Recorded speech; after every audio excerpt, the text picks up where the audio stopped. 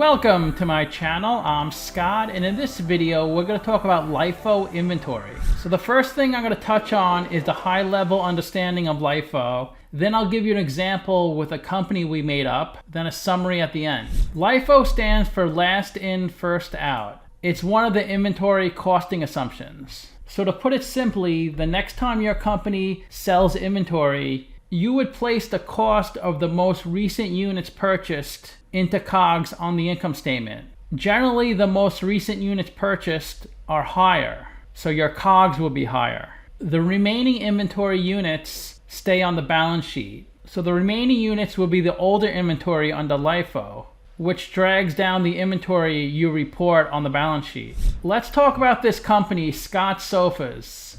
We buy and sell sofas. We don't have that much money, so we plan to stock up in 2021. We want to buy 35 sofas and then start selling them in 2022.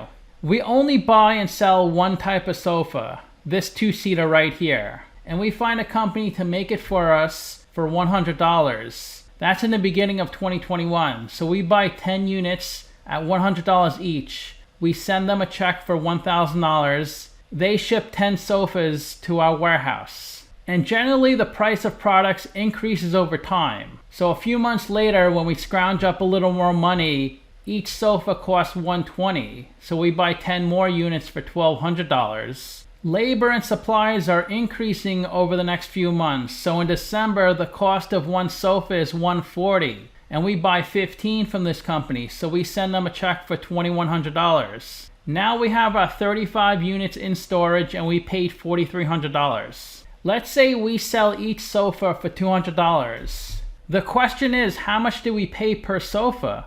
Because if we sell a sofa for $200, we could pretend they bought this $100 sofa, so our profit is $100, 200 minus 100. Or we could pretend they bought this $140 sofa, and our profit would be 60, 200 minus 140. Or we could take a weighted average of all the sofas. Because all the units are identical, the warehouse has all 35 units, and we don't know which one was January, which one was June, and which one was December. In this video, we're going to talk about LIFO. If we use LIFO, the most recent units purchased, then our cost of goods sold is higher, which means we have lower profit, but we save on taxes. If we use FIFO, our cost of goods sold is lower, so we report higher profit. So you can manipulate your profit or loss depending on the inventory method you use. So now we have some sales coming in.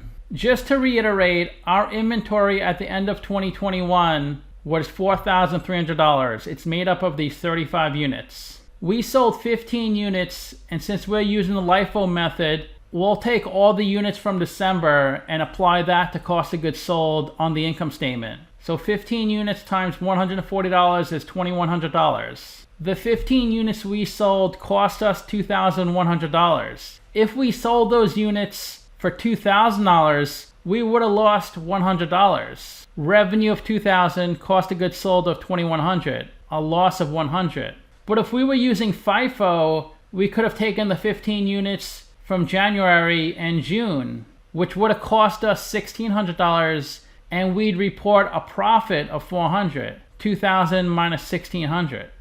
Since we're using LIFO, the cost of goods sold is $2,100, regardless of how much money we received from selling those sofas. Since we originally purchased 35 units for $4,300, we have to spread this dollar amount onto our income statement and balance sheet. So in the first quarter of 2022, the cost of goods sold on our income statement is $2,100. The remaining $2,200 is on the balance sheet in the inventory section. To summarize, in a normal inflationary environment, when you use LIFO, you're taking the newest inventory and assigning that dollar amount to cost of goods sold, which results in lower net income than if you use FIFO.